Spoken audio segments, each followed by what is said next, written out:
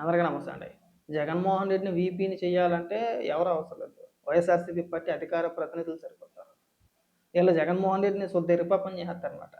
ఒకసారి కారుమూరి వెంకటరెడ్డి గారు ఏమని మాట్లాడుతున్నారంటే, నిన్న ఒక ప్రెస్ మీట్ పెట్టి, నారా లోకేష్ గారు విద్యాశాఖ మంత్రి కదా! ఆయనకి విదేశీ పర్యటనలు ఆయనకెందుకు? ఆయనకేం పని? చాలా మాటలు మాట్లాడుతున్నాడు. ఒకసారి ఏమని మాట్లాడుతున్నాడో వినిపిస్తాను.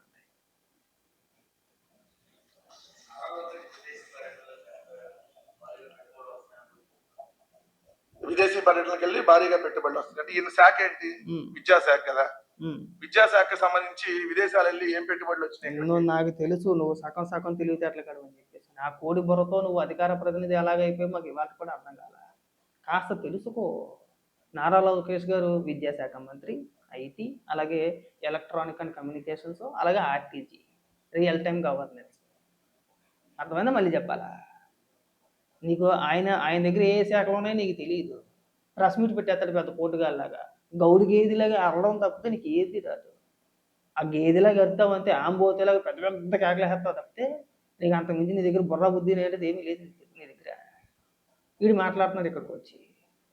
ఏ రోజైనా సరే మనం బతుకెట్టుకొని గత 5 ఏళ్ల కాలం పాటు 2019 నుంచి 2024 ఈ మధ్య కాలంలో మన మంత్రులు కావచ్చు, ఐటీ శాఖ మంత్రులే, ఐటీ మంత్రులే, ఆ గుడివాడ అమర్నాథ్ కావచ్చు, లేదంటే ఆ మంత్రుల వరకు వద్దు, కనీసం జగన్మోహన్ రెడ్డి అయినా కానీ ఏ రోజైనా సరే పలానా పరిశ్రమ ప్రతినిధులతో కానీ సీఈఓలతో కానీ మేము కూర్చొని మాట్లాడాం, మా రాష్ట్రానికి పరిశ్రమలో మా రాష్ట్రంలో పెట్టుబడులు పెట్టండి అని చెప్పేసి అని మేము ఆహ్వానించాము, వాళ్ళని ఒప్పించామని కనీసం ఒక్క వీడియో చూపించండి. మీకు బతికెట్టుకొని మీకు దమ్ముంటే ఎంతసేపు బటన్ నొక్కడం బటన్ నొక్కడం బటన్ నొక్కడం బటన్ నొక్కడం.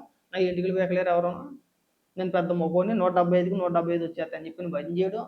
ఏదైనా ఒక సంక్షేమ పథకం పేరు చెప్పి బటన్ నొక్కగానే రోడ్డు మీద ఫోటో ఓ బిందు పాలు వేసేయడం. ఇక్కడ మనం బంద్ చేయడం ఇక్కడ. అంతేనా? గత 5 ఏళ్ల కాలం పాటు చేసింది. మీరు ఏం చేశారో ఏం చెందారో అందరికీ తెలిసిందే. ఇక్కడికి వచ్చి నీ కోడి బుర్రతో ఎవరికైనా ఉపన్యాసాలు చెప్పేది. వెంకటరెడ్డి, నీకు ఒక వీడియో చూపిస్తాను, విను, చూడు. నారా లోకేష్ గారికి విదేశాల్లో ఏం పని, విదేశీ పర్యటన ఎందుకు, ఆయనకేం సంబంధం అని మాట్లాడుతున్నారు కదా. ఆయన శాఖలు ఏంటో కూడా నీకు తెలియదు. అయినా సరే నీకు ఒక వీడియో చూపిస్తా, చూడు. ఇదిగో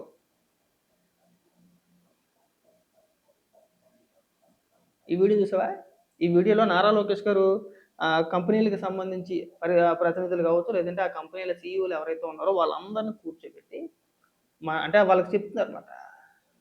ఎలా ఎప్పుడైనా సరే ఒక ప్రజెంటేషన్ జగన్మోహన్ రెడ్డి దగ్గర నుంచి, జగన్మోహన్ రెడ్డి కావచ్చు, లేదంటే గుడివాడ అమర్నాథ్ కావచ్చు, లేదంటే మీ మంత్రులు అంటే అప్పట్లో చేసిన మంత్రులు ఎవరైతే ఉన్నారో ఎవరైనా సరే ఇలాగా మన విదేశాలకు వెళ్ళి అక్కడ ఐటీ కంపెనీల సీఈఓలను కూర్చోబెట్టి, అక్కడ పారిశ్రామికవేత్తలను కూర్చోబెట్టి ఒక ప్రజెంటేషన్ ఇలాగా మా రాష్ట్రంలో పెట్టుబడులు పెట్టండి, ప్రభుత్వం నుంచి మీకు అన్ని రకాలుగా మేము ఏ రకంగా చేయాలో ఆ విధంగా మేము చేస్తాము అని ఒక్క ప్రజెంటేషన్. ఈ విధంగా ఎవరైనా ఇచ్చున్నారా?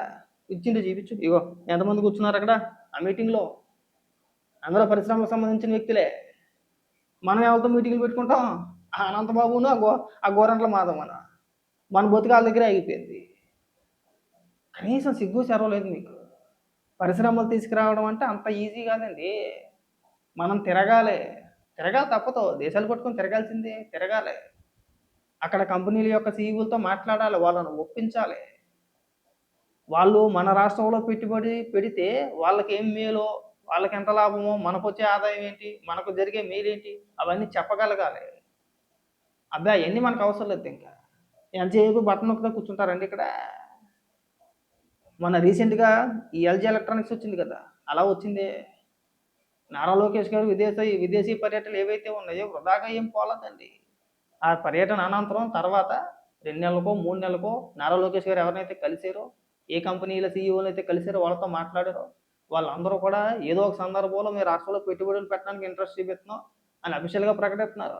రాష్ట్రానికి పరిశ్రమలు వస్తున్నాయి.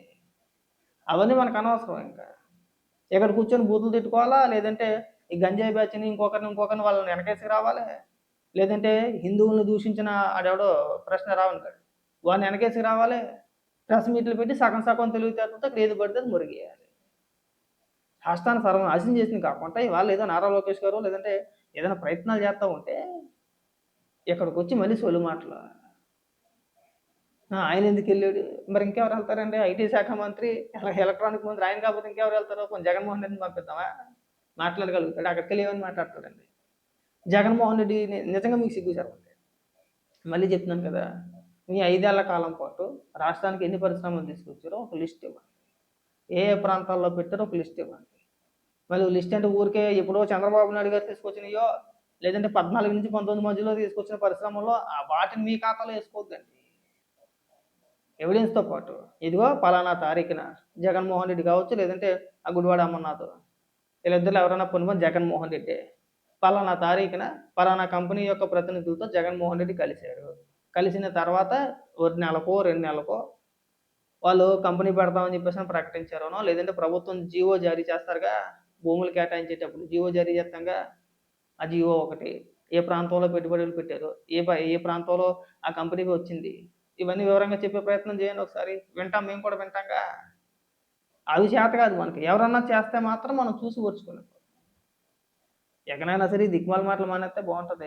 నీలాంటి బుర్ర తక్కువని తీసుకొచ్చి అధికార ప్రతినిధి ఎలా చేశారో మాకు అర్థం కావట్లేదు. ఇంకా ఆ మాత్రం సబ్జెక్ట్ ఉండద్దండి, ఎంతసేపు అడ్డగోలుగా మాట్లాడటమే. జగన్మోహన్ రెడ్డికి భజన ఏమాత్రం తగ్గదు, మళ్ళీ భజన మాత్రం ఏమాత్రం తగ్గదు. వీళ్ళు ఇక్కడ ఉపన్యాసాలు చెప్పేటోళ్ళు, మనం వినేటోళ్ళు. ఆ శాఖలు ఏంటో నీకు ఐడియా లేదు, పైగా నువ్వు పరిశ్రమల గురించి మీరు మాట్లాడతావు. ఒకసారి వెళ్ళి గుడివాడ అమర్నాథ్ తీసుకొచ్చి ప్రెస్ మీట్ పెట్టచ్చు. గుడివాడ అమర్నాథ్ ఉన్నాడు కదా, తీసుకొచ్చి ప్రెస్ మీట్ పెట్టచ్చు. ఏమైనా మాట్లాడతాడు అనుకుంటున్నా, బొబ్బట్లు, మామిడి తాండ్రే, మసాలా సరుకులు, తర్వాత ఇంకా పీచు మిఠాయిలు ఇయే చదివేశాడు అసెంబ్లీలో. మీరు తీసుకొచ్చిన పరిశ్రమలు ఆయన ఇంక రోజు బొబ్బట్లు తినడమే. ఇంకా మేము ఇలా చెప్పుకుంటా పోతే చాలా ఉన్నాయి, 1, 2 కాదు. కనీసం మనమైనా సిగ్గుపడాలి. అరే మనం ఎలాగ చేయలేకపోయాం, కనీసం నారా లోకేష్ గారు అని చేస్తున్నారా, ఆయన ప్రయత్నం ఏదో ఆయన చేస్తున్నాడు, కనీసం చేయనిద్దాం. ప్రతిదాన్ని విమర్శించడం ఇంకా మనం ఒతికెట్టుకుని ఒక కంపెనీని ఒప్పించి మనం ఇక్కడ తీసుకురాలేము. మనం ఇక్కడ మీరు ఉపన్యాసాలు చెప్పేటోళ్ళు. మేము అందుకే అడుగుతున్నాగా, మళ్ళీ మీకు శాతనైతే, మీకు దమ్ము ఉంటే, నిజంగా మీకు సిగ్గుచరం ఉంటే, మీ హయాంలో మీరు ఎన్ని పరిశ్రమలు తీసుకొచ్చారు, ఎన్ని వేల కోట్ల రూపాయల పెట్టుబడులు, ఎన్ని వేల మందికి ఉపాధి కల్పించారు, ఏ ప్రాంతాల్లో ఆ పరిశ్రమలు ఇప్పుడు ఉన్నాయి, మేము చెప్తాం కావాలంటే. ఇప్పుడు ఉదాహరణకి కియా చూసుకోండి, ఏం అవసరం లేదు కియా. అలాగే గూగుల్ డేటా సెంటర్ వచ్చింది, ఇన్ఫోసిస్, టీసీఎస్, కాగ్నిజెంట్, వీటిపై కూడా బురద చల్లే ప్రయత్నాలు చేశారు. ఏదో చిన్న చితకా కంపెనీలు పని అలాగే ఇడితారులే, ఎవరికి తెలియదేమో కొద్దిగా అంటే అనుకోవచ్చు. టీసీఎస్, కాగ్నిజెంట్, ఇన్ఫోసిస్ వీటిపైన కూడా ఏడిపోయాయి. అవి కూడా చంద్రబాబు నాయుడు గారు బినామీ కంపెనీలండి, భూములు కట్టబెట్టేశారండి, 99 పైసలకి ఇచ్చేస్తున్నారని చెప్పేసి దానిపైన కూడా ఏడిపోయాయి.